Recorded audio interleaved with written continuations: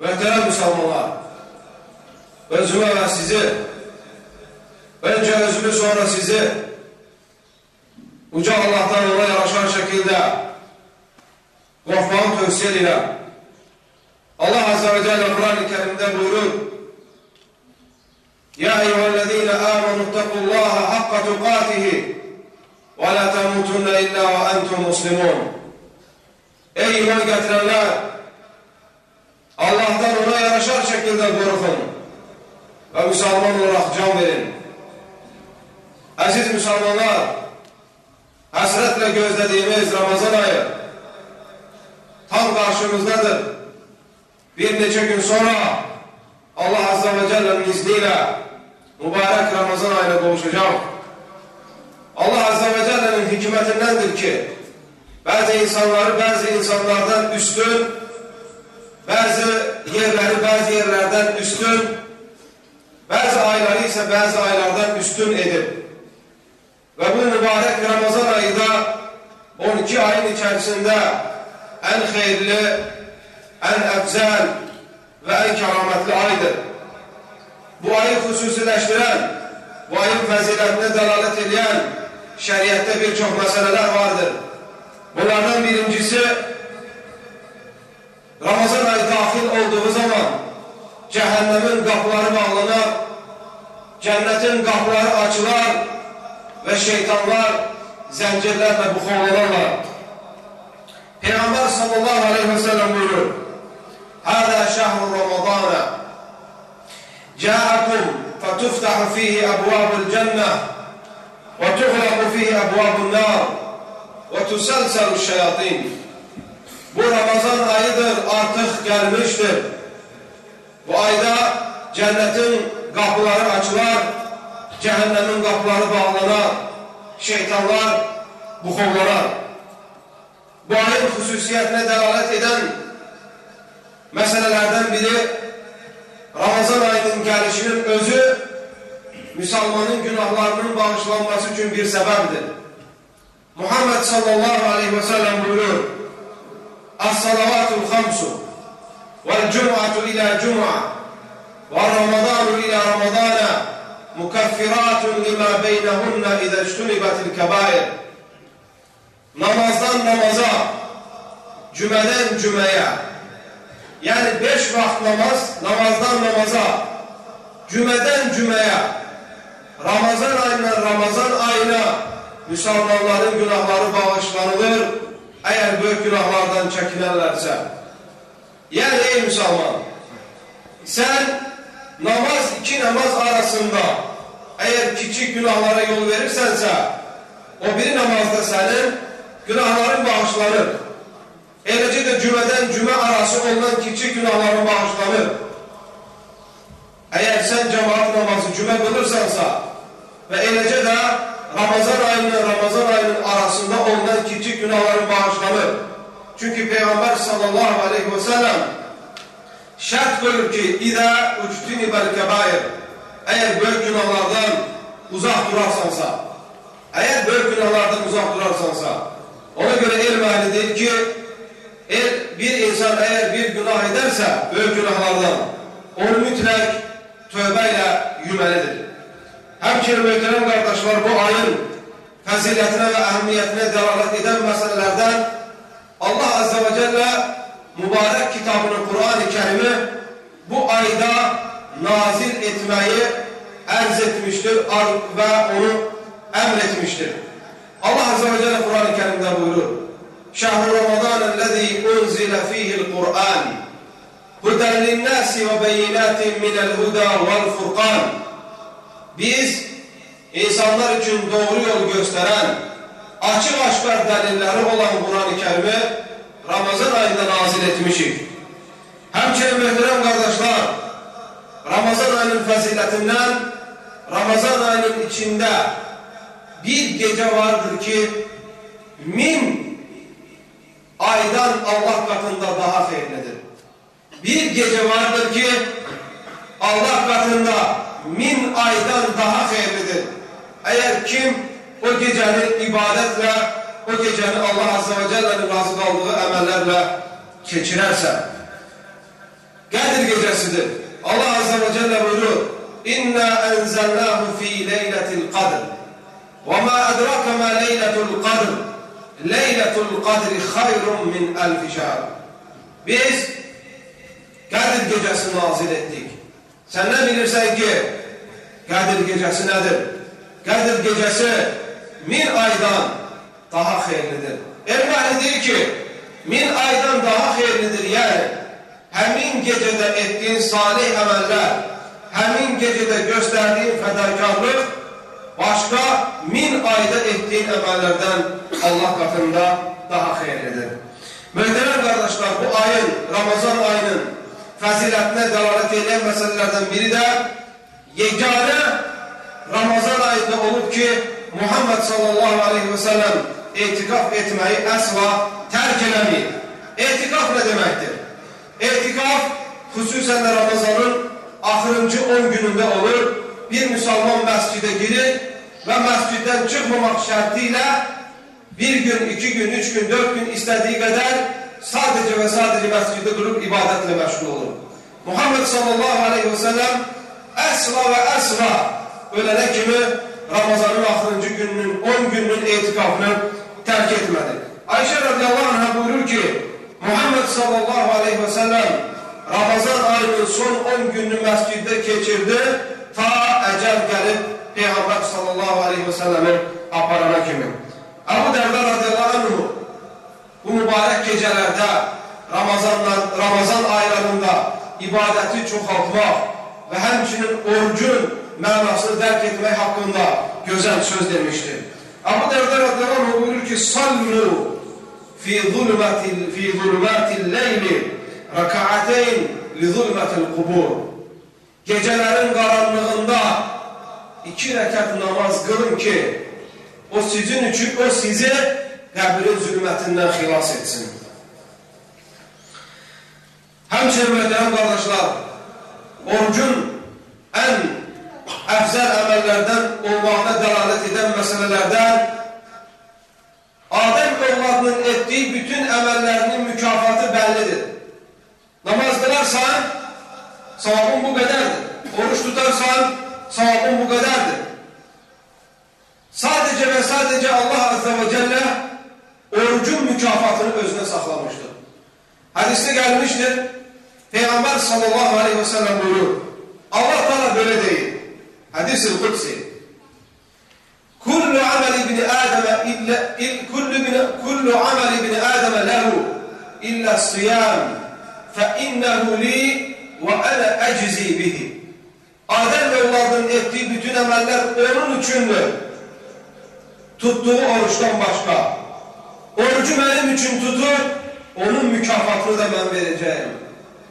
100 sevap mı? 1000 sevap mı? 10.000 sevap mı? 100.000 sevap mı? 1 milyon sevap mı? Milyar sevap mı? Trilyon sevap mı? Bunu Allah'tan başka kimse bilmez. Ne kadar aklımıza gelirse orucun sevabı Allah'ın rahmeti ondan kat kat çoktur. Ona göre önemli olan nedir?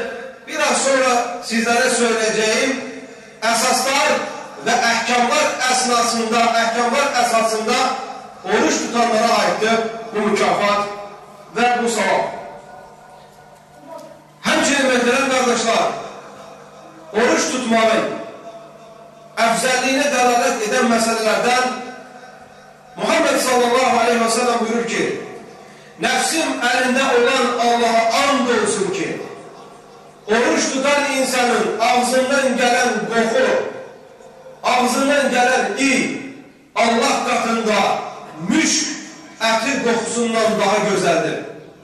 Bak bir insan aç kaldığı zaman, susuz kaldığı zaman insanlar arasında ağzından hoşa gelmeyen koku gelebilir. Böyle olsa da Allah katında bu müşk kokusundan, en bahalı ve en güzel etin kokusundan daha değerlidir. Hemçinin möhtərəm kardeşler, Ramazan ayının faziletine delalet eden meselelerden Ramazan ayının orucunu tutmak insanın bütün geçmiş günahlarının kefarasına sebeptir. Muhammed sallallahu aleyhi ve sellem buyuruyor: "Men sâme Ramazâne îmânen ve ihtisâben غُفِرَ لَهُ مَا تَقَدَّمَ مِنْ ذَنْبِهِ. Kim Ramazan ayının orucunu iman ederek, mükafatını Allah'tan umarak tutarsa, Allah onun geçmiş günahlarını bağışlayar. Eğer bir insan Ramazan ayının orucunu, vacibliğini Allah tarafından emrolunuk diye tutmazsa ve tuttuğu orucun sevabını Allah'tan sadece ahiret günü ümit etmezse, o insanın tuttuğu orucun yanında kalan sadece ve sadece acılığı ve susuzluğu olacaktır. Muhterem ve aziz Müslümanlar, dini öğrenmek, şeriatı öğrenmek her bir Müslüman kadına ve her bir Müslüman kişiye vaciptir. Çünkü aksi takdirde eğer sen dinini bilmesen, Allah'ın sana vacip ettiği emelleri bilmesen, ya salih amellerde muvaffak olmayacaksan, ya da ettiğin amellerde ihlası ve sünneye uygun olmasını koruyabilmeyeceksin. Oruç tutmak ne demektir? Oruç tutmak diyende ne kast olur? İlm ehli deyir ki, fecrin girmeyinden, fecrin vaxtından, güneş batana kimi, yemeği, içmeyi, cinsi əlaqəni ve orucu bozan bütün şeylerden uzak durmaktır. Oruç bu demektir. Orucun mənası budur. Oruç tutmak ise möhtərəm kardeşler vaciptir. Oruç tutmak vaciptir. İslam'ın 5 dayaklarından biridir. Peygamber sallallahu aleyhi ve sellem buyuruyor. Buniyel İslamu ala hamsin. İslam 5 esas üzerine kurulmuştur. Onlardan biri de as-siyam, oruç tutmak. Oruç tutmak muhterem kardeşler, her haddi buluğa çatmış, ağlı üstünde olan, bacaran Müslümana vaciptir. Yani, balaca uşaklara oruç tutmak vacip değil. Sadece ve sadece uşakları oruç tutmaya alıştırmak için bir müddet tutmaya sövk etmek olar. Yani gün ortayadan tutsun, ilkindiyeden tutsun ki uşak balaca vaxtından oruç tutmaya alışsın diye. Yani haddi buluğa çatana kimi. Deli insanlara oruç tutmak vacip değil. Kafirlerin tuttuğu oruç kabul değil. Hemçinin de oruç tutmak aciz insanlardan talep olunmur. Bunun tefsiratını sizlere biraz sonra inşallah diyeceğim. Acizlik deyəndə nəzərdə tutulan bir neçə şey var. Hansı insanlar ki xəstədir, oruç tuta bilmirlər və bu iki qismə bölünür. Əgər xəstəliyi keçici xəstəlikdirsə, Ramazan ayının orucunu tutmaz, özünü müalicə etdirər, sağaldıqdan sonra tutmadığı oruçları qəza edir. Yox, əgər bir insanın xəstəliyi davamlıdırsa, heç zaman oruç tuta bilmirsə ve hemçinin o seviyede qocadırsa ki, oruç tutmağa taqəti yoxdur, belə insanlar oruç tutmaz, tutmadığına göre güne bir adam yetizdirər ve bununla da Ramazan ayının orucunu tutmuş hesab olar. Hamilə ve süt veren qadınlara gəldikdə, o qadınlar ki, hamilədirlər və yaxud da uşaqlarına süt verirlər. Eğer uşaqlarına zərər gəlməklə qorxarlarsa, oruç tutmaya bilərlər. Lakin o biri Ramazan, növbəti Ramazan gələnə kimi bir gün ara vermək şərtiyle istərsə, tutmadığı günlərin orucunu qəza etməlidir. Yəni, eğer qadın arka tuttuğu zaman qorxarsa ki, uşağına zərər olacaq, bir gün tutup 5 gün tutmamaq, bir gün tutup 3 gün tutmamaq, bu üslubda gedebilir.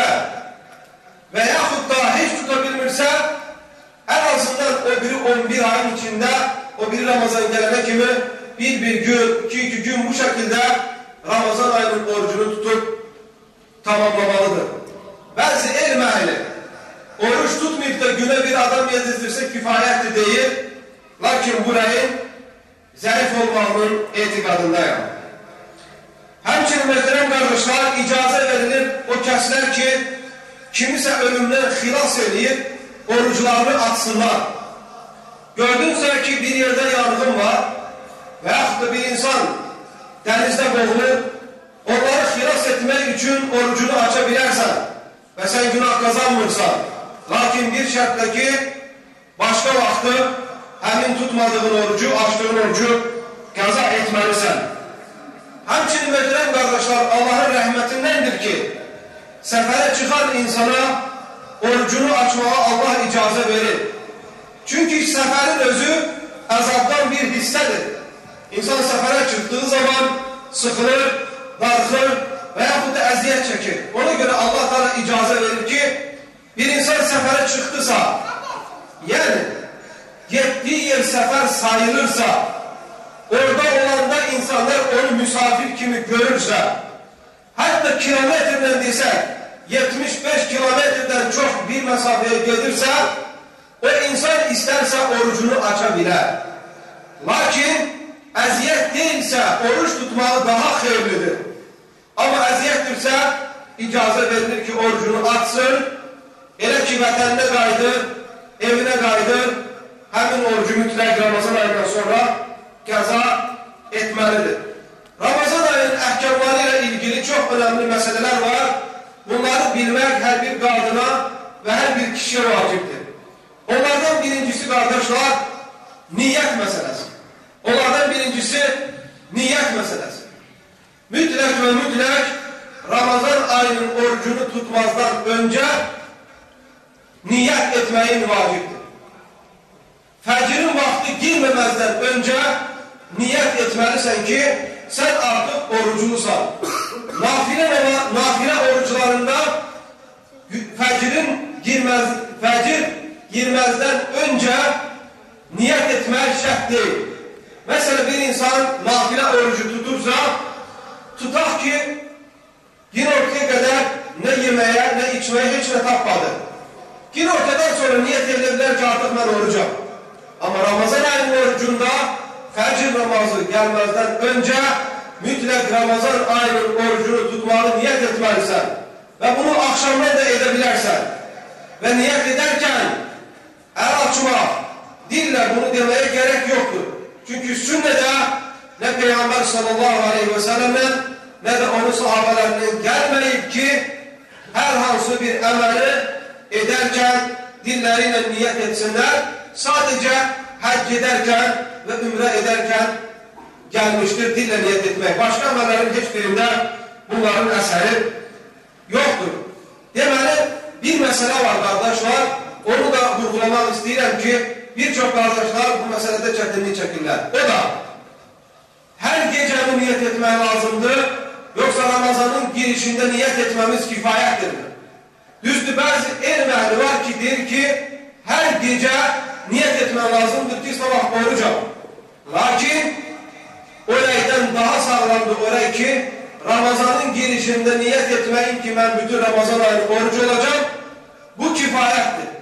Və həmçinin bir insanın sahura qalıqması, sahur yemənin qalıqmasının özü elə dəlildir ki, niyyətdir ki, həmin insan artıq niyyətlidir. İkinci məsələ, orucun vaxtı.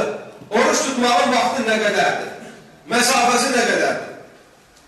Oruç tutmağın vaxtı başlayır, axşamdan ta bir insan yeyib içə bilər, ta sabah namazının, fəcr namazının əzanı olana kimi. Yəni, əzandan öncə artıq yeməyi, içməyi dayandırmalısan. Ta günəş batana kimi. Bəzi insanlar var ki, gecə məsələ tutaq ki, saat 4-də fəcrin əzənidir, saat 3-dən yemək və içməyi dayandırır. Bu doğru əməl deyil. Ta əzənə yaxına kimi yeyib içə bilərsən. Bu demək deyil ki, saat 12-dən saat 4-də kimi yeyib içəsən.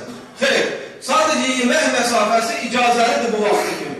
10 dəqiqə qabaq, yarım saat qabaq, 1 saat qabaq, nə zaman istərsən yeməyə başlamaq, o sənin ixtiyarındadır, sənin seçimindədir. Və əzən olduqdan sonra yeməyi dayandırmaq lazımdır.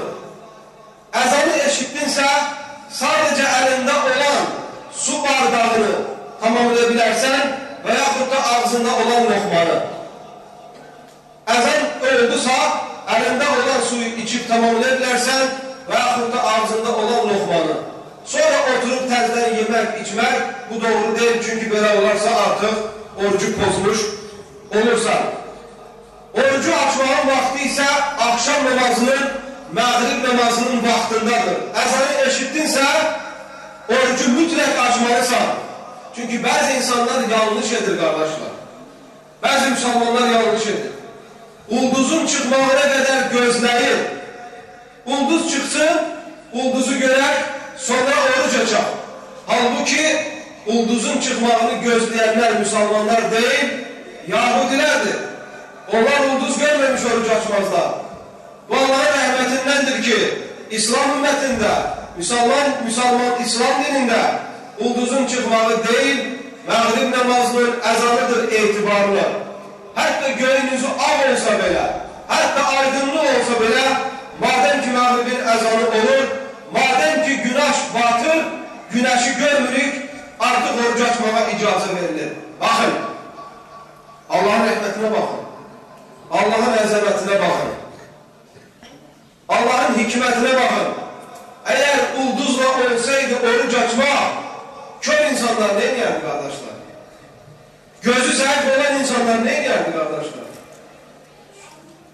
Çətinlik çəkərlərdi. Bir insan var 4 nömrə açki taxır, o biri 3 nömrə açki, o biri 1 nömrə açki. Deməli, biri 1 saat açacaq, biri ondan yarım saat sonra, o biri yarım saat sonra. Müsəlmanların belə olsaydı oruc açmağında böyük sıxıntı olardı. Fərz edək ki, gözün görür 6'da 6'dır. Amma hava bulutluqdur. Ne edəcəksən o zaman? Necə açacaqsan orucunu əgər ulduz nişanə olsa? Deməli, 2-3 gün bulutluq olsa acından susundan ölməlisən. Qaydana müxalif olmaq olmaz. Ona görə Allahın rəhmətindəndir ki, ulduzun görsənməyini deyil, gecənin qaralmağını deyil, məğribin əzanını Allah Azze ve Celle müəyyənləşdirmişdir. Üçüncü əhkamlarından sahur məsələsi. Sahur yəni bizdə yastılıq deyirlər, yastılığa qalıqmaq, sabah yeməyi. Bəli, dinimizdə gəlibdir ki, sahur yeməyində bərəkət var. Muhammed sallallahu aleyhi ve sellem deyir ki, sahur yeməylə qalıqın, yeməyə heç bir şey tapmasanız, bir qurtum olsa belə su için. Çünki sahur yeməyində bərəkət var. Sahur yeməyində bərəkət var, sahur yeməyində bərəkət var. Lakin bir məsələ fikir vermək lazımdır. Məsələ yatdın qaldın, yatıb qaldın, durdun əzənə qalıqdın, əzəndən sonra durdun, onda o zaman bu o demək deyil ki, sən yastığa qalıqmamısansa oruç tutmamalısan. Xeyr, sahura qalıqmaq gözəl əməldir, lakin orucla bunun orucun sağlamlığı ilə bağlantısı yoxdur. Hətta yatıb qalsan, yeməsən belə tutduğun oruc səhihdir, doğrudur. Lakin həris olmalısan, bərəkət üçün, savab qazanmaq üçün sahur yeməyini yeyəsən. Oruç tutanların qardaşlar, fikir verəsi ən önəmli məsələlər var. Madəm ki, oruç tutursan, bir neçə şeyə fikir verməlisən. Əgər o şeylərə fikir verməsən, sən tutduğun orucun nə savabını almırsan, nə də gerçək mənada həmin orucdan faydalana bilmirsən. Bunlardan birincisi, fitnə, fəsad və yalan danışmaq. Əgər bir insan ağzı oruc ola fitnə, fəsad törədirsə, insanların arxası ilə danışırsa, insanların arasını vurursa, qeybət edirsə, yalan yerə şahidini edirsə, o insan yeməyi və içməyi, şəhvətini belə tərk eləsə belə, o insanın tutduğu orucundan o insana əsla fayda yoxdur. Ona görə Muhammed sallallahu aleyhi ve sellem buyurur ki, əsl oruç tutmaq, yemək və içməyi tərk eləmək deyil. Əsl oruç tutmaq, yalan danışmağı, fitnə fəsad törətməyi tərk eləməkdir. Ona görə o kəslər ki, dillərini kontrol edə bilmirlər, dillərinə nəzər sala bilmirlər, dillərini idarə edə bilmirlər, özlərini ələ alıb, nəfsi tərbiyə ilə məşğul ola bilmirlər. Ramazan ayı onlar için büyük fırsatdır ki ağıllı olsunlar, ağıllı. Dillerinin sahipleri olsunlar. Ve bu Ramazan ayının münasebetiyle korksunlar ki bu şeyleri terk etmeseler onlara kalan acılıkları ve susuzlukları olacak. Söğüt söylemek, hemçinin kardeşler, pis söz danışmak, bunların hamısı insanın tuttuğu orucun savabından insanı məhrum edir. Şeytan bağlı olsa da insanın dahilinde vesvese verici oya olur ve insanı daima büyük emellerden yayındırmaya çalışır. Sen neyle meşgul ediyor? Açsan, yemek yemirsen, susuzsan, bu sana kifayettir. Çünkü bazı adamlar var ki garibesi oldu ki nəinki günah etmək, yalan danışmaq və yaxud da söğüt söymək elə bilir ki, bunlar önemli deyil, sadece aç qalmaq, susuz qalmaqdır. Görürsən ki, ağzı oruçdur, gedib not oynayır. Ağzı oruçdur, gedib şahmat oynayır. Ağzı oruçdur, gedib qumar oynayır. Bunlar da daha betəri akşamı eləmək üçün akşama kimi vaxtı qoşub musiqilərə qulaq asır ki, bir tane akşam olsun fikrimi bilmirəm nəylə yayındırım. Belə insanlar bədbəxt insanlardır. Orucun mənasını anlamayan insanlardır. Ahirət günü tutduqları orucun savabını ala bilməyən insanlardır. Onlara qalan acılıqları və susuzluqları olan insanlardır. Sən oruç tutursansa, mütləq söğüt söyməkdən, yalan danışmaqdan, pis söz danışmaqdan və söğüt söyənlərdən, pis söz danışanlardan uzaq olmalısan. Əksi təqdirdə özünü yandırmış hesab olursan. Allah Azze ve Celle'den diləyirəm ki, onun rızası üçün bizlərə oruç tutmağı nəsib eyləsin. Tutduğu orucun savabını ahirət günü bol-bol almağı nəsib eyləsin. Bütün ibadətlərimizdə ixlaslı olmağı nəsib eyləsin. Aqulu ma tesma'un ve estağfirullahal-azim li ve lekum ve lisa'il muslimin min kulli zənb festağfiruhu innehu huvel-gafurur-rahim. Elhamdülillahi Rabbil alemin. والصلاة والسلام على أشرف الأنبياء والمرسلين ولا عدوان إلا على الظالمين. Ama bak, oruç tutan insana icazə verilen bazı əməllər var ki, hatta ağzı oruç olsa bile bu əməlləri edə bilərsən. Bunlardan birincisi dişi fırçalamaq. İstersen şotkayla, diş fırçasıyla, istersen misvakla. Dişini temizlemek için bunlardan istifade edebilirsen, dişini temizleyerken eğer dişinden kan akarsa bunun hiçbir oruca zararı yoktur. İkinci mesele, kan verebilirsen, eğer ihtiyaç varsa bir adama gidip kan verebilirsen. Ama hicame ettirmemek daha uygundur. Çünkü hicame ettirmekte ihtilaf var. Lakin kan, başkasına kan verebilirsen bunun oruca zararı yoktur.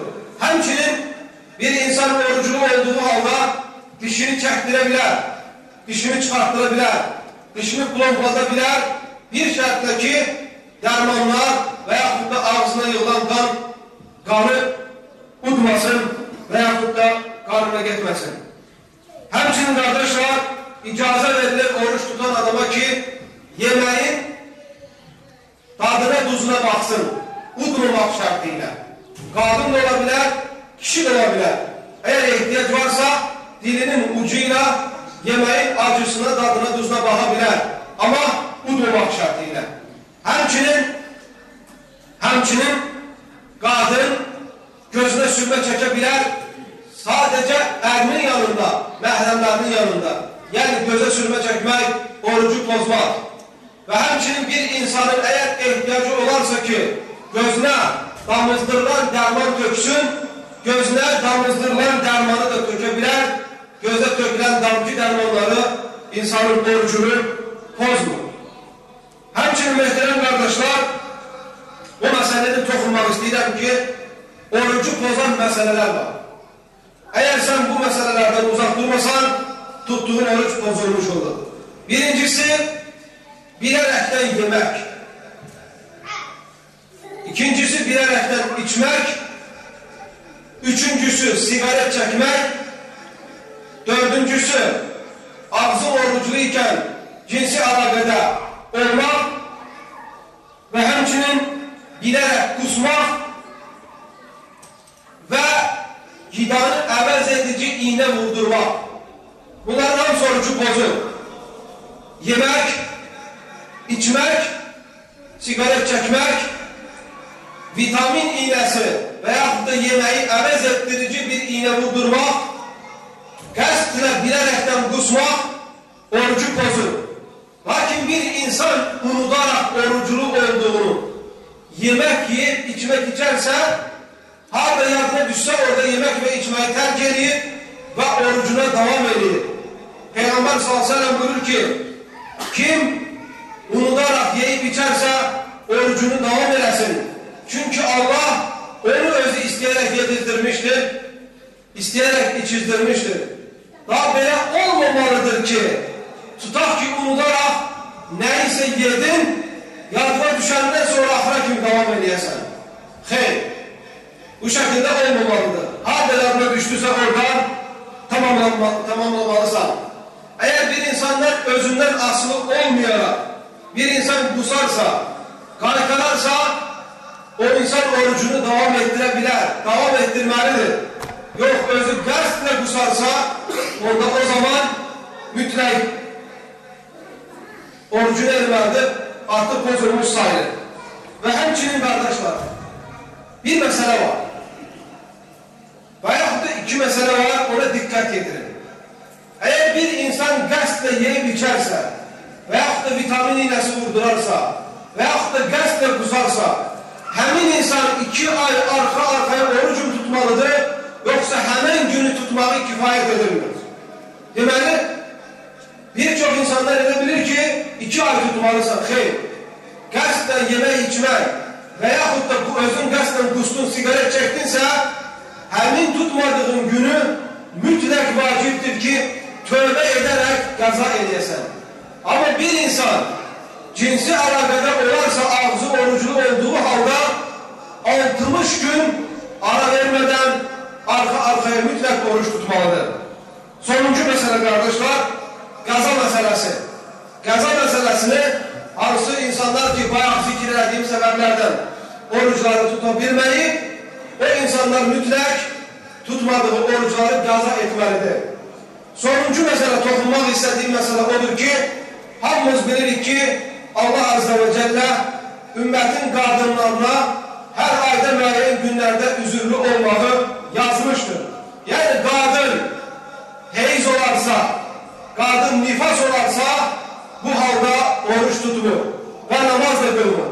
Yani kadın ana halı geçirerse veyahut da uşaq doğarsa bu müddetçe temizlenene kimi ne oruç tutmur ne namaz kılınır. Ama sonra tutmadığı oruçları qaza edir ama namazları qaza etmir. Çünkü böyle olduğu halda Allah Teala hemen namazı vacip görmür ve tutmadığına göre de kılmadığına göre de namazı tekrar qaza etmeyini Allah Teala bilemir. Sadece ve sadece orucu tutmağı qaza etmeyi Allah Teala buyurur. Ve hemçinin oruç açarken bazı insanlar kardeşler, hususen de bazı mollalar böyle bir bidat yayırlar ki orucu tuzla açmalısan. Bunun dinde aslı yoktur. Bazıları temiz hadlerini aşırlar, diğer orucu palçıkla açmalısan. Torpakla açmalısan. Sabah diyecekler ki yok bir blokla açmalısan, semetle açmalısan.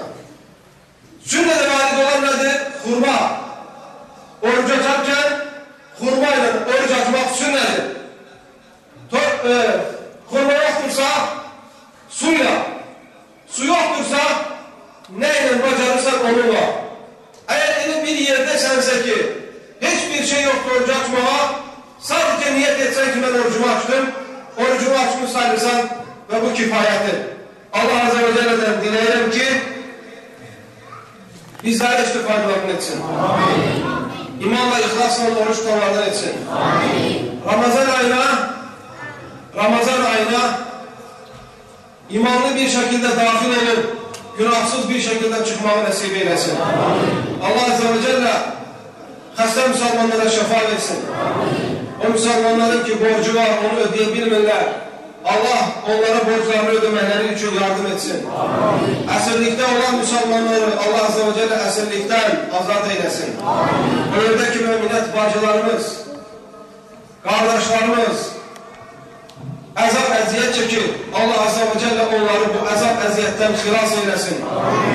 Müsəlman aləminə, İslam ümmətinə zülm edən bütün zalimləri, tağutları Allah Azze ve Celle həlak eyləsin. Onlara elə bir dərd, elə bir bəla versin ki, onların tayında olan və onlardan sonra gələn, onların cinsində olan hər kəsə ibrət olsun. Allah Azze ve Celle'dən diləyirəm ki, ac müsəlmanları doyursun, susuz müsəlmanları içirsin, paltarsız müsəlmanları geydirsin.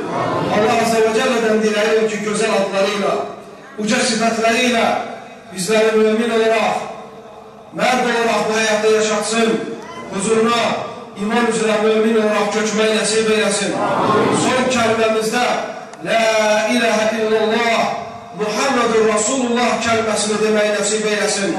Və bizləri ahirət günü peyğəmbərlərlə, sıddıqlarla, şəhidlərlə, salihlərlə həşr eyləsin. Muhammed sallallahu aleyhi ve sellemin sahib olduğu Kövsər bulağından doya-doya içməyi nəsib eyləsin.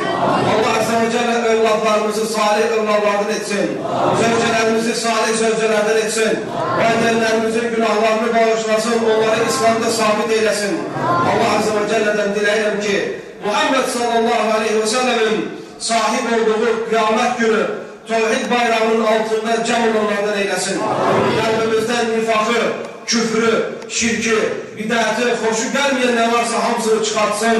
Yerinə iman, taqva, tövhid, ixlas, sevgi və kişilik doldursun. Allah Azze ve Celle'den diləyirəm ki, möhtərəm qardaşlar, ölmüş müsəlmanların günahını bağışlasın və qalanları da Allah Azze ve Celle sabit eyləsin. Və sallallahu ve sellem və barik alə nəbiyyə Muhammed və alə alihi və sahbihi ecmaîn. İxlasla.com saytı tərəfindən təqdim olundu.